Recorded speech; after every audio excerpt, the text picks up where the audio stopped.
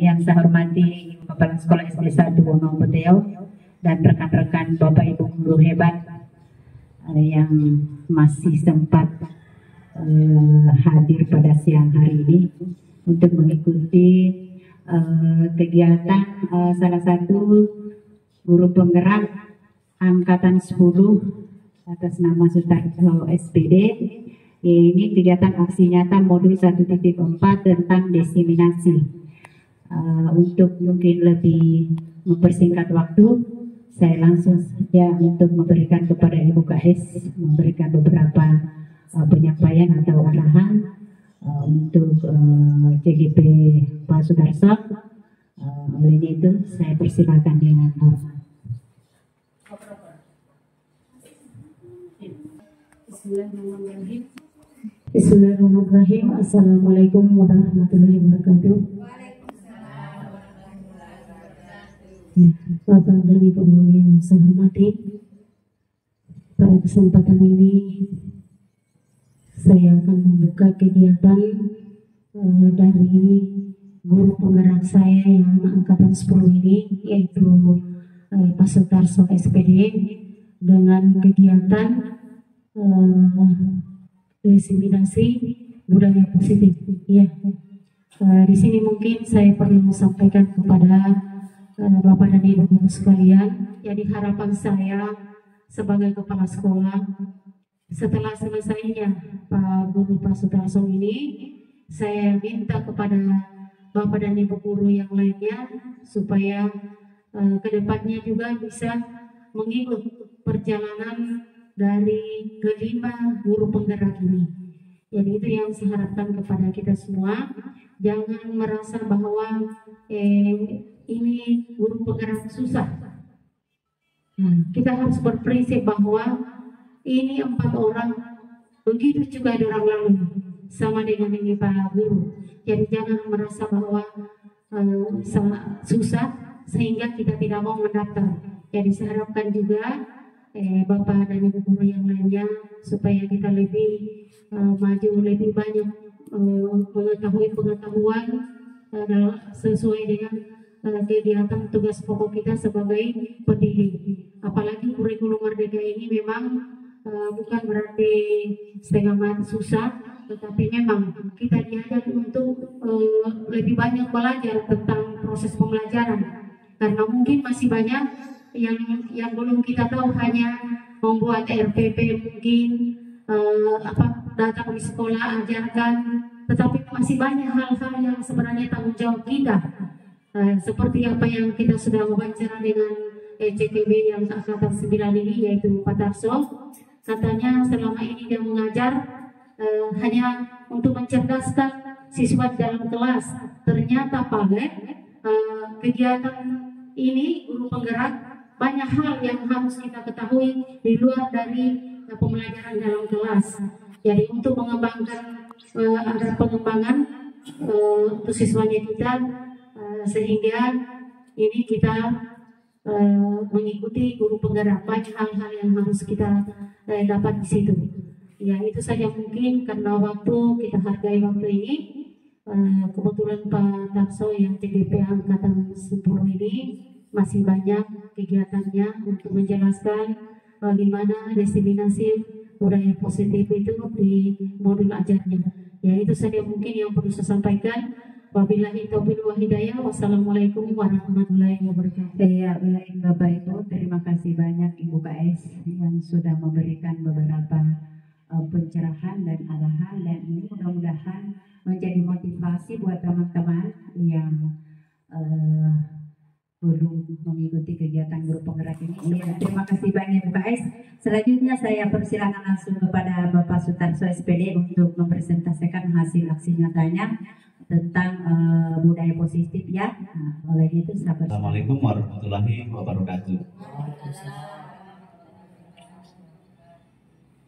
Yang pertama-tama senantiasa kita mengucapkan rasa syukur kita kehadirat Allah Subhanahu wa Ta'ala, karena pada kesempatan hari ini kita masih diberikan kekuatan, kesehatan jasmani dan rohani, sehingga kita semua masih sempat melaksanakan berbagai aktivitas dan tanggung jawab kita sebagai seorang pendidik. Kemudian tak lupa juga salawat dan salam, semoga Allah tetap mencurahkan rahmatnya kepada Nabi kita Muhammad SAW, dan semoga kita semua senantiasa mendapat syafaat dari beliau baik di dunia ataupun di akhirat. Yang pertama, saya mengucapkan terima kasih banyak kepada Ibu KS yang selama ini senantiasa memberikan dukungan, kemudian motivasi kepada saya, sehingga sampai detik ini saya masih mampu untuk melanjutkan kegiatan pendidikan guru penggerak, dan sampai saat ini saya sudah menyelesaikan 1 modul. Tak lupa juga saya mengucapkan banyak terima kasih kepada Bapak dan Ibu guru atas segala dukungan selama ini.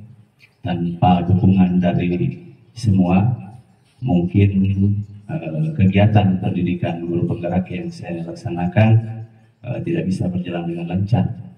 Jadi sekali lagi saya mengucapkan banyak terima kasih.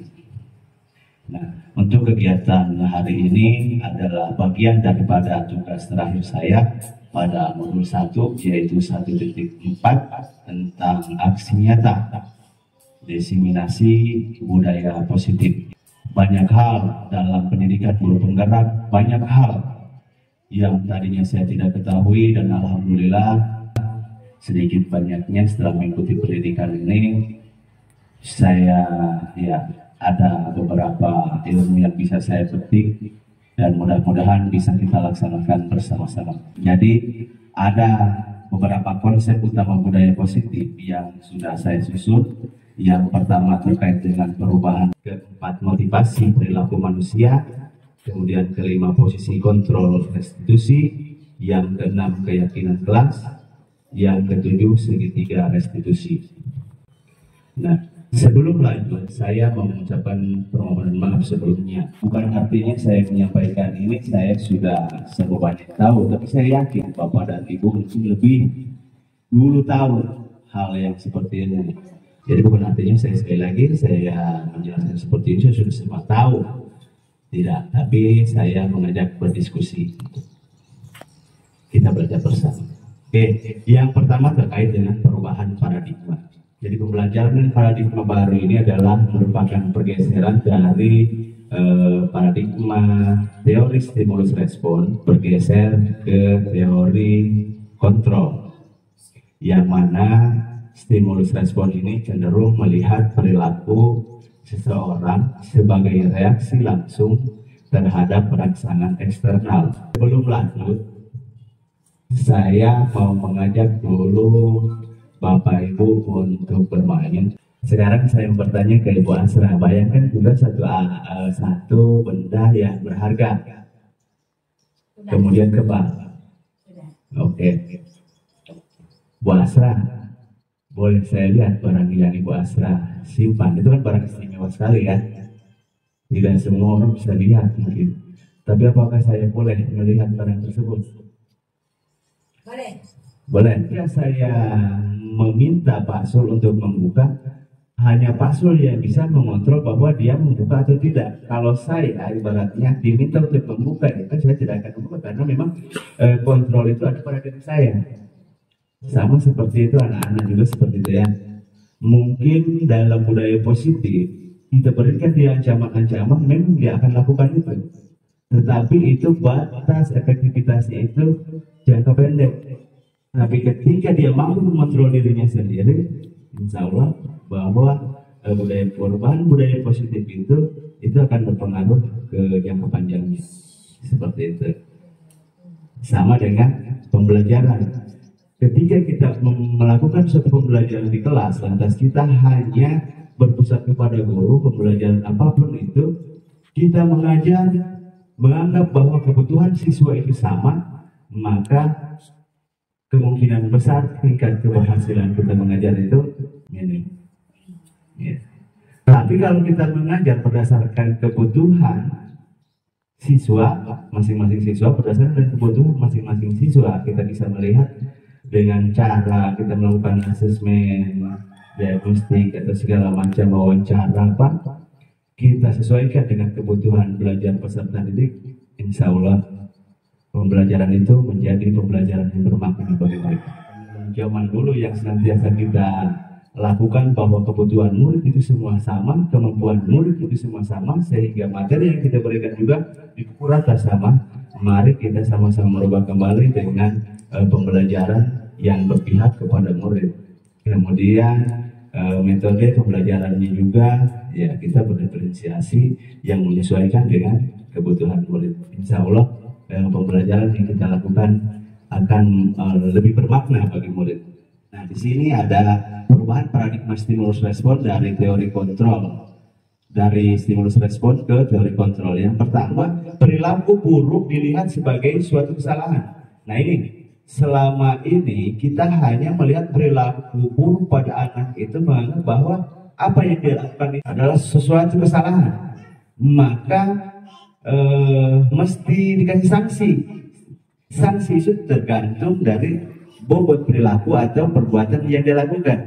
Nah, kalau di teori kontrol menyatakan bahwa semua perilaku itu memiliki tujuan. Nah, jadi pernyataan ketika kita di stimulus respon menyatakan bahwa saya bisa mengontrol orang lain. Tapi apa teori respon ini, stimulus responnya? Pada teori kontrol, Anda tidak bisa mengontrol orang lain. Hanya orang itu yang bisa mengontrol dirinya sendiri. Kalaupun misalnya orang itu mau dikontrol, mungkin pada saat itu dia memang sementara mengizinkan saja. Seperti contoh, saya tadi meminta Pak Sul dengan Ibu Asra untuk membuka. Bolehkah Ibu Asra membuka? Dia buka karena memang Ibu Asra dengan Pak Sul itu mengizinkan. Tapi ketika dia tidak mengizinkan atas paksa, itu akan bertentangan dengan nuraninya.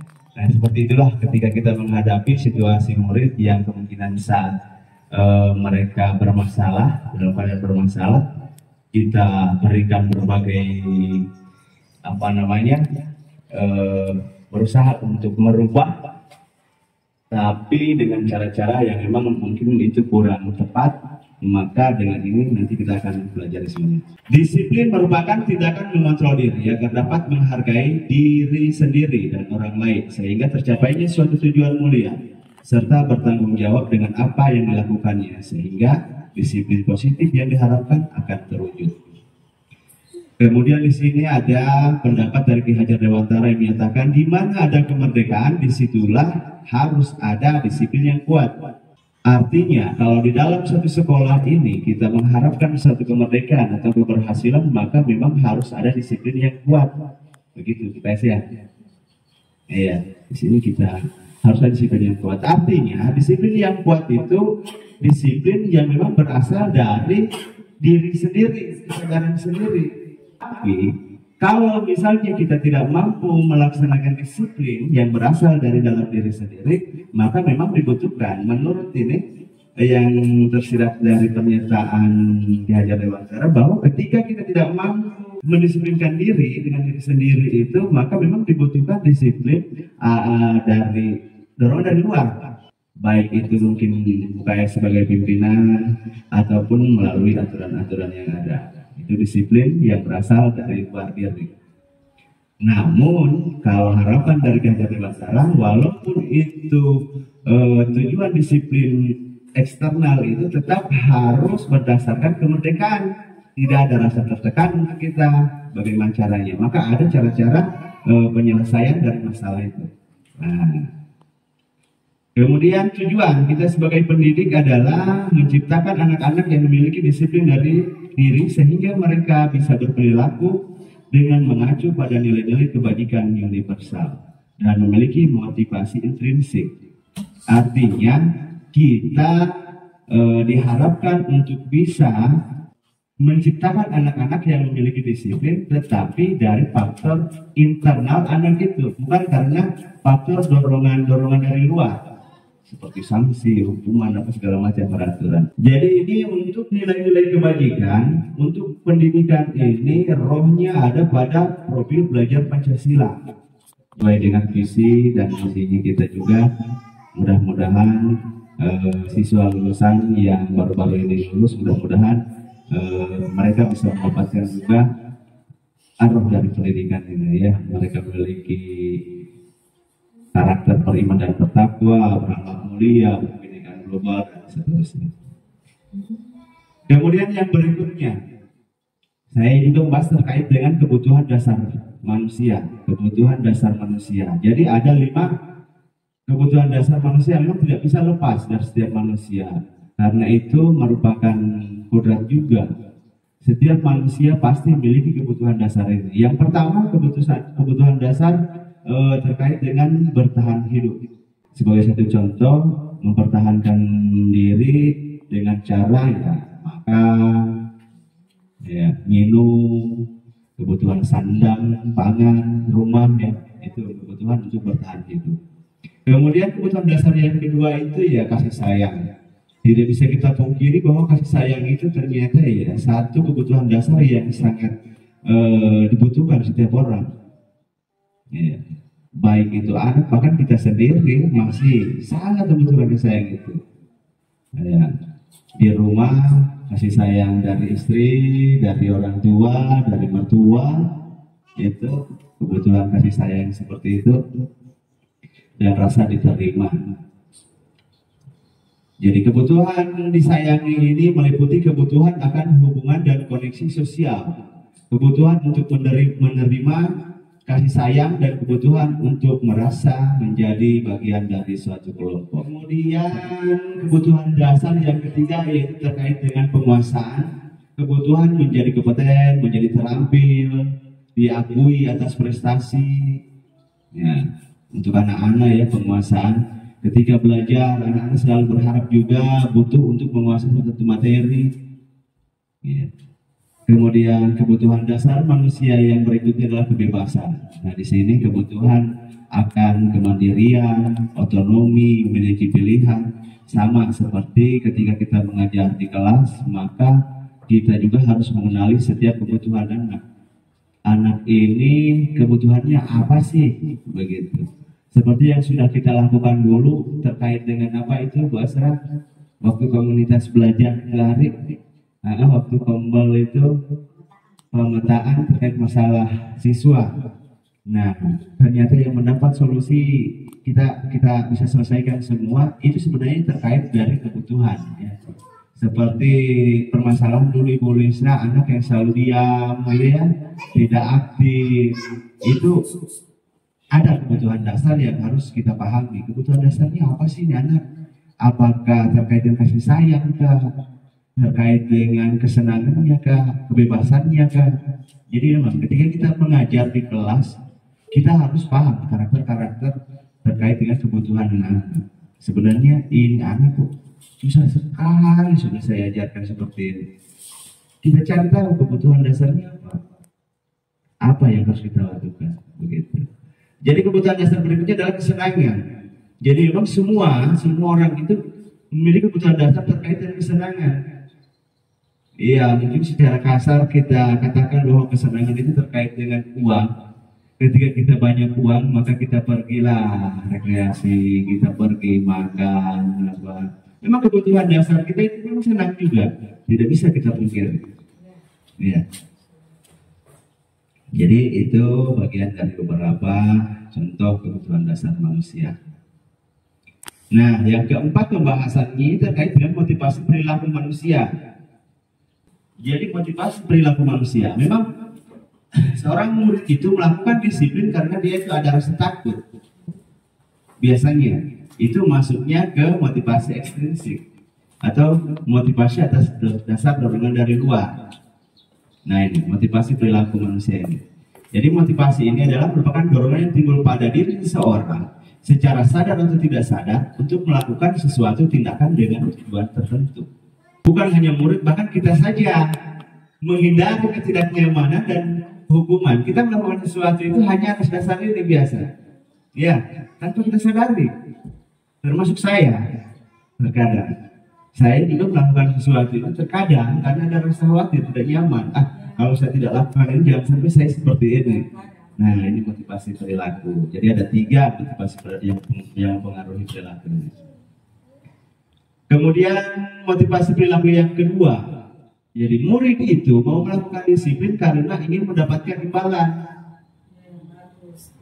memiliki imbalan. Nah, kita sering juga kita kasih anak-anak, siapa yang datang pagi-pagi diberi hadiah misalnya 12 atau bungkus, senang setiap pagi datang. Siapa yang datang pagi-pagi menyelesaikan piketnya setiap hari, maka nilainya ditambah, semangat. Itu masih masuk ke motivasi ekstrinsik atau motivasi internal dari luar dia dorongan. Ini juga kurang efektif untuk jangka panjang, dia hanya efektif untuk jangka pendek. Kemudian motivasi perilaku manusia, nah ini tujuan yang diharapkan. Tujuan yang diharapkan terkait dengan bagaimana kita mampu, maksudnya mengadakan satu perubahan itu harus melalui motivasi intrinsik yang berasal dari dalam diri individu itu sendiri. Jadi murid melakukan disiplin diri karena memang sadar akan pentingnya nilai-nilai kebajikan, bukan hanya atas dasar adanya hukuman, bukan atas dasar adanya hadiah. 3. Motivasi perilaku manusia. Lanjut yang kelima terkait dengan posisi kontrol. Selama ini saya tidak pernah tahu ternyata ada yang namanya posisi kontrol. Yang kita tahu ini ketika ada aturan, kemudian anak-anak membuat satu kesalahan, maka di situ tercatat ada sanksi yang diberikan. Nah, jadi di posisi kontrol ada beberapa posisi kontrol. Yang pertama, kita sebagai penghukum, kita merefleksi diri, apakah kita ada di posisi mana. Kalau saya juga ada di posisi kontrol penghukum. Saya kadang ada di posisi kontrol penghukum. Dan seorang penghukum bisa menggunakan hukuman fisik maupun verbal. Satu contoh, kalau misalnya anak-anak berbuat kesalahan, maka langsung kita lemahkan itu rasa percaya dirinya. Kenapa kamu begitu? Jadi penghukum, karena kamu sudah melanggar peraturan, sekarang kamu lari ke lapangan. Seorang penghukum ini bisa efektif, tapi jangka pendek yang berakhir dengan rasa dendam. Anak-anak itu akan menyimpan rasa dendam, rasa jengkel, rasa pokoknya rasa rindu untuk dihukum. Seperti itu. Kemudian yang kedua, membuat orang bersalah. Nah, di sini kita tanpa disadari, kadang saya juga membuat orang bersalah. Kadang saya sampaikan sama anak-anak, dulu pernah saya sampaikan, kenapa kamu berbuat seperti itu? Nah, tidak kasihan sama orang tuamu kan? Jadi anak merasa bersalah bahwa dengan melakukan hal seperti itu, dia merasa bersalah kepada orang tuanya. Jadi ini juga kurang efektif dalam perubahan disiplin positif. Kemudian posisi kontrol sebagai teman. Posisi kontrol sebagai teman, di mana pada posisi ini tidak akan menyakiti murid, namun akan tetap berupaya mengontrol murid melalui persuasi. Jadi melalui pendekatan, terus kita posisinya sebagai teman. Nah, kalau ini mungkin banyak kita lakukan ini kalau posisi teman. Jadi ya, untuk merubah perilaku anak-anak, maka kita dekati dia, kita jadikan dia sebagai teman. Tapi ini juga kurang efektif. Kenapa? Ketika kita dekat dengan anak, menganggap bahwa dia itu teman kita, ketika ada guru lain yang datang, maka dia akan menganggap, kenapa ibu guru ini tidak sama seperti ibu ini? Dia akan membandingkan tentunya. Itu juga kurang efektif. Ya. Efektif oleh guru itu. Ketika guru itu masuk ke kelas, dia senang sekali karena dia anggap dia teman. Dia tidak sadar bahwa guru ini sedang mengontrol dia.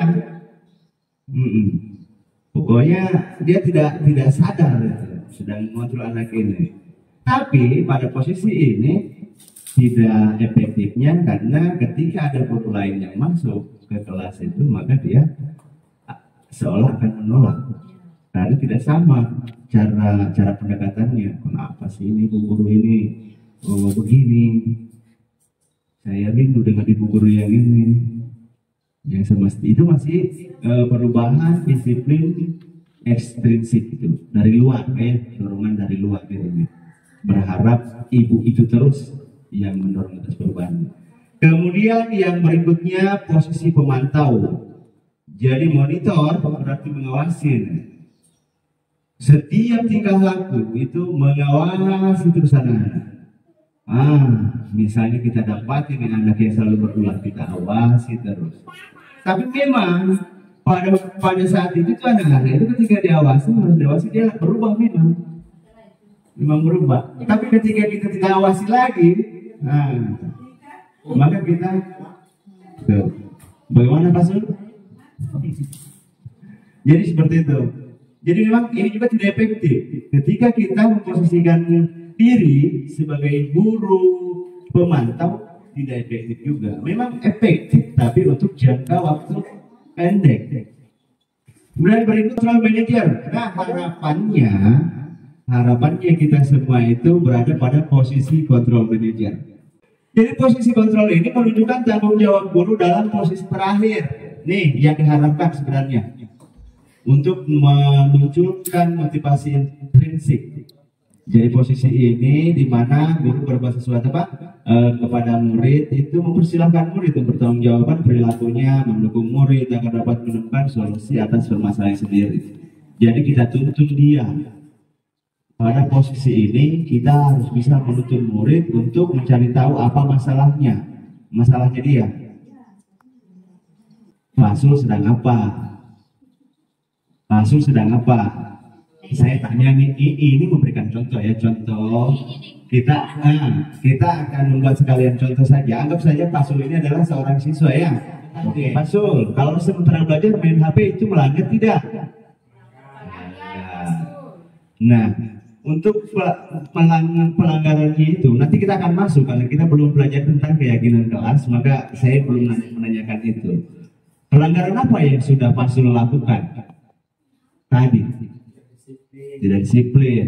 Jadi seperti itu salah satu cara. Lantas untuk menghindari kesalahan yang Pak Sul lakukan, apa yang harus Pak Sul lakukan itu? Tidak mengulangi lagi. Terus mengubah, tidak apa lagi? Atau boleh tidak bawa HP lagi. Jadi anak itu sendiri yang yang mendapatkan solusi itu. Ketika dia menemukan masalah, maka dia sendiri harus menyelesaikan masalahnya. Dia harus paham. Lanjut ke penerapan nih kata-katanya. Saya rangkum sebagai penghukum. Yang pertama penghukum, biasanya seorang penghukum itu mengatakan kamu harus mematuhi aturan sekolah. Karena kamu sudah melanggar aturan sekolah, maka lari keliling lapangan. Itu penghukum. Dampaknya itu siswa itu akan mengulangi kesalahannya lagi. Dia tidak efektif. Kemudian yang kedua, pembuat rasa bersalah. Biasanya seorang guru mengatakan berapa kali Pak Guru harus memberitahu kamu, aku kecewa sama kamu. Dia merasa bersalah. Kemudian semua teman-teman, ayolah buat apa kamu bolos. Kita lanjut. Terakhir ini yang keyakinan kelas, yang keenam, keyakinan kelas. Nilai-nilai keselamatan atau kesehatan inilah yang kita sebut sebagai suatu keyakinan, yaitu nilai-nilai kebajikan universal yang disepakati secara tersirat dan tersurat, lepas dari latar belakang suku, negara, bahasa maupun agama. Jadi mau tanya saja saya ke Ibu Wahidah sekarang pertanyaannya. Beda keyakinan dengan peraturan ya. Kenapa harus keyakinan? Kenapa bukan peraturan? Selama ini kan selalu menggunakan peraturan kan? Peraturan kelas. Tidak boleh makan di dalam kelas. Tidak boleh bermain saat belajar. Maka mulai saat ini mari kita rubah peraturan itu menjadi satu keyakinan. Kenapa harus keyakinan? Karena keyakinan yang muncul dari dalam diri kita, maka itulah yang menjadi satu faktor pendorong perubahan.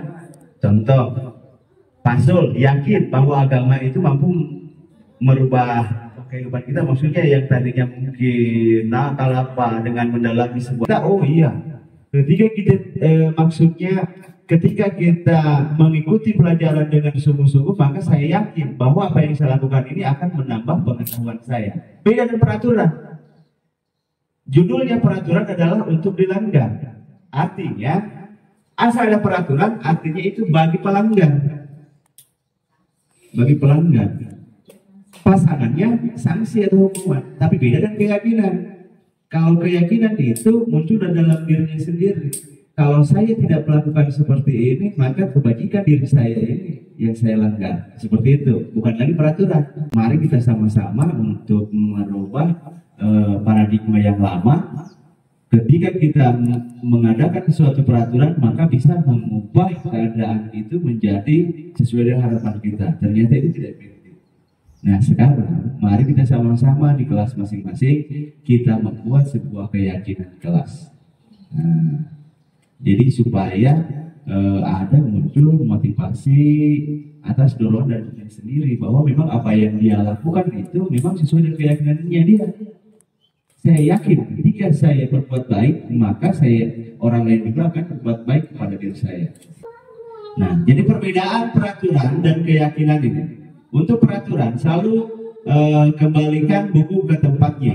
Kemudian keyakinan kelas itu tanggung jawab. Jadi dia sifatnya abstrak ya.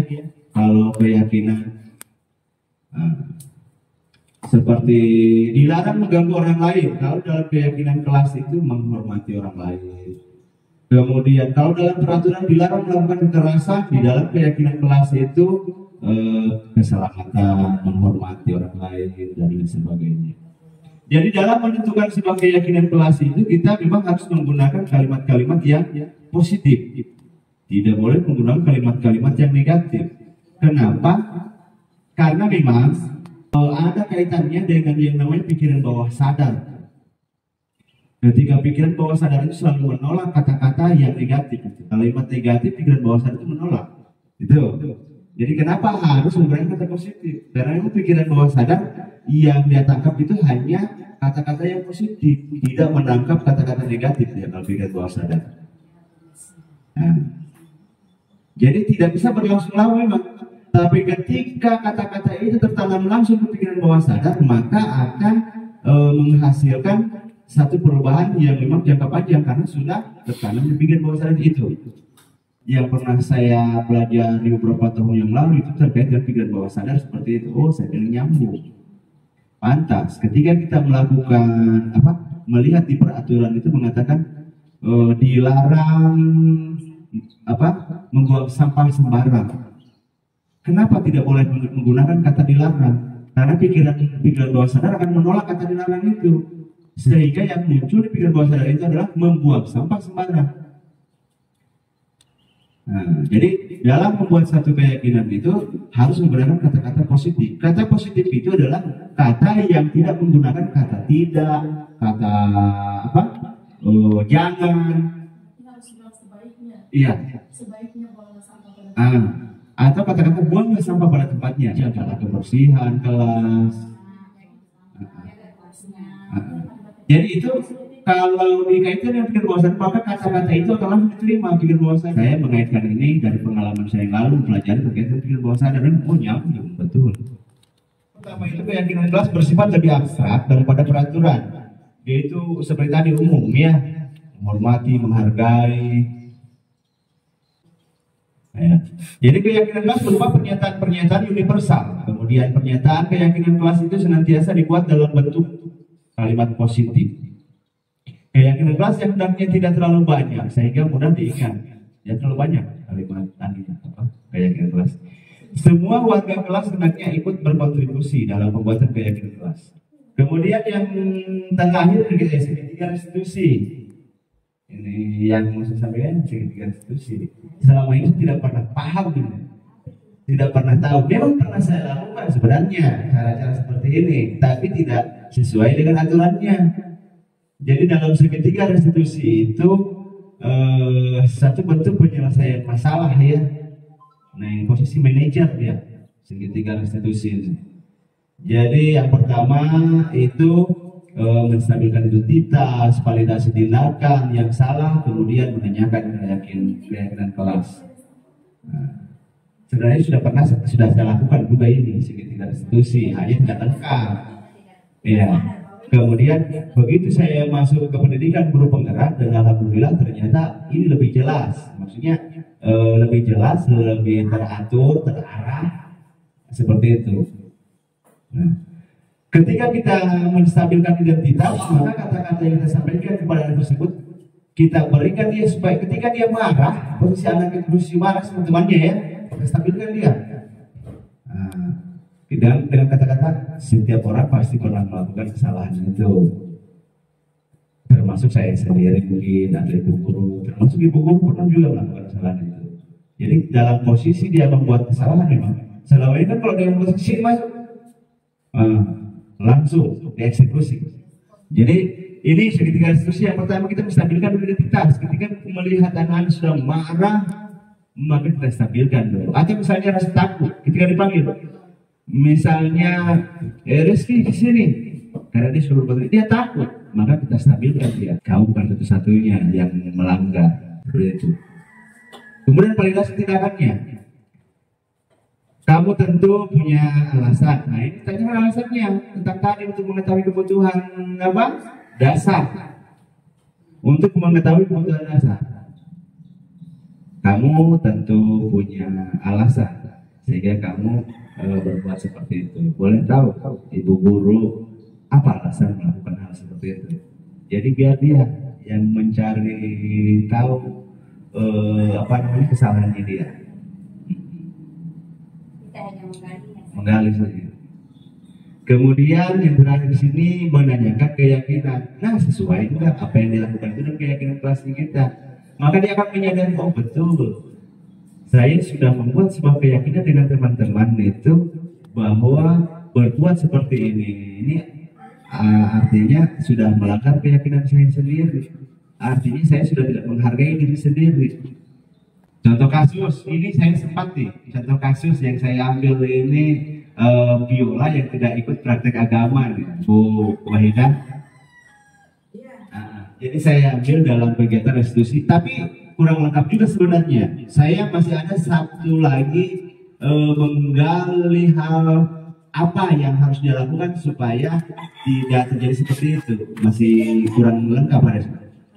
Jadi di sini prosesnya tentang suatu hari di kelas biola ada jadwal pendidikan agama Islam. Ibu guru selaku guru pendidikan agama Islam mengadakan praktik menghafal surat-surat pendek, bukan sholat ya, surat-surat pendek. Sedangkan biola bolos belajar karena ia merasa belum mampu menghafal secara keseluruhan. Nah, segitiga restitusi yang saya lakukan adalah tadi Pak Guru dapat laporan dari ibu guru agama. Sepertinya saat ini kamu lagi dalam masalah ya? Ada yang bisa Bapak bantu? Iya Pak, kemarin pada jam pembelajaran agama ibu guru mengadakan penghafalan surat-surat pendek, tapi saya bolos Pak. Oh begitu. Baik, Bapak yakin kok Viola melakukan itu pasti ada alasannya. Boleh Bapak tahu apa alasan Viola? Iya Pak, saya tidak hafal surat-surat pendek yang ibu guru minta untuk dihafalkan Pak. Oke. Apakah ada hal lain yang ingin Viola sampaikan ke Bapak? Sebenarnya saya sudah berusaha untuk menghafalkan surat-surat pendek itu, tapi saya belum hafal secara keseluruhan. Oh, jadi Viola belum hafal secara keseluruhan. Iya. Begitu. Tapi Viola tahu kalau Viola saat ini lagi dalam masalah. Iya Pak. Ya, Viola, kamu bukan satu-satunya siswa yang bolos saat disuruh menghafal surat-surat pendek oleh ibu guru. Iya Pak. Tapi apakah menurut Viola tindakan Viola itu sudah sesuai dengan keyakinan kelas kita atau belum? Tidak Pak. Oke, menurut Viola keyakinan kelas apa yang sudah Viola langgar? bertanggung jawab, disiplin, dan menghormati orang lain. Bertanggung jawab, disiplin, dan menghormati orang lain itu penting atau tidak? Sangat penting. Sangat penting ya. Oke. Menurut Viola, apa yang dapat Viola lakukan untuk memperbaiki masalah ini? Meminta maaf kepada ibu beragama dan berjanji untuk tidak melakukan lagi, Pak. Oke, ya bagus ya. Jadi apa yang Viola rencanakan tadi itu sudah tepat ya. Dan Viola harus tetap semangat. Viola adalah anak yang hebat. Viola harus rajin belajar. Ketika mendapat tugas dari ibu guru, Viola harus menyelesaikan tugas itu ya. Nah sekarang Viola silahkan kembali ke kelasnya. Terima kasih, Pak. Ya sama-sama. Assalamualaikum warahmatullahi wabarakatuh. Saya merasa senang sekali diajak diskusi untuk mencari solusi dari masalah yang saya hadapi oleh Bapak Guru, sehingga saya dapat menemukan kesalahan dan sadar bahwa saya sudah melanggar nilai kebajikan diri saya sendiri. Terima kasih, Pak Guru. Mudah-mudahan apa yang saya sampaikan juga bisa saya laksanakan oleh diri saya pribadi, dan saya berharap ayo kita sama-sama saling mendukung, kita berkolaborasi untuk menciptakan generasi dan anak-anak yang memang terciptanya anak-anak yang memiliki disiplin positif. Mungkin apa yang bisa saya sampaikan cukup sekian. Saya ucapkan terima kasih banyak atas perhatiannya, dan saya tutup dengan ucapan Assalamualaikum warahmatullahi wabarakatuh. Waalaikumsalam. Saya kembalikan kepada Ibu Asra. Assalamualaikum warahmatullahi wabarakatuh. Perkenalkan, saya Aslian dari SD Negeri 1 Wonuam Buteo. Saya rekan sejawat dari CGP Pak Sutarso. Menurut saya, kegiatan diseminasi yang dilakukan pada rekan saya terkait dengan budaya positif yang beliau lakukan ini sangat baik dan menginspirasi untuk diterapkan di sekolah kami. Kami sebagai guru mendapatkan ilmu dan pemahaman baru yang sangat bermanfaat. Kami jadi mengetahui terkait bagaimana menanamkan disiplin positif pada murid yang dilandasi motivasi instruktif. Namun selain itu, kami juga jadi tahu terkait dengan 5 posisi kontrol guru dan bagaimana memperbaiki kesalahan murid dengan menggunakan segitiga restitusi, sehingga mereka memiliki karakter yang lebih kuat. Nah, untuk selanjutnya kita akan saling berkolaborasi dalam menciptakan budaya positif di sekolah kami. Sekian dari saya. Assalamualaikum warahmatullahi wabarakatuh. Salam guru hebat. Warahmatullahi wabarakatuh. Saya Zulkifli Siliman dari SD 1 Wonuam Buteo. Menurut saya, dari apa yang sudah dipaparkan oleh Pak Sutarso mengenai budaya positif sangat baik untuk diterapkan di sekolah, terutama mengenai disiplin positif untuk siswa, karena masih banyak di sekolah ini siswa yang sudah disiplin tetapi disiplinnya kena faktor instruktif, bukan karena dari sendiri. Kami sebagai guru mendapatkan ilmu dan pemahaman baru yang bermanfaat. Kami para guru jadi mengetahui bagaimana cara memposisikan diri sebagai seorang guru. Apakah kita sebagai pemberi hukuman atau sebagai pemantau atau sebagai manajer. Selamat kepada Pak Sutarso. Semoga selanjutnya kita dapat berkolaborasi dalam menciptakan lingkungan yang positif, dan terima kasih. Assalamualaikum warahmatullahi wabarakatuh.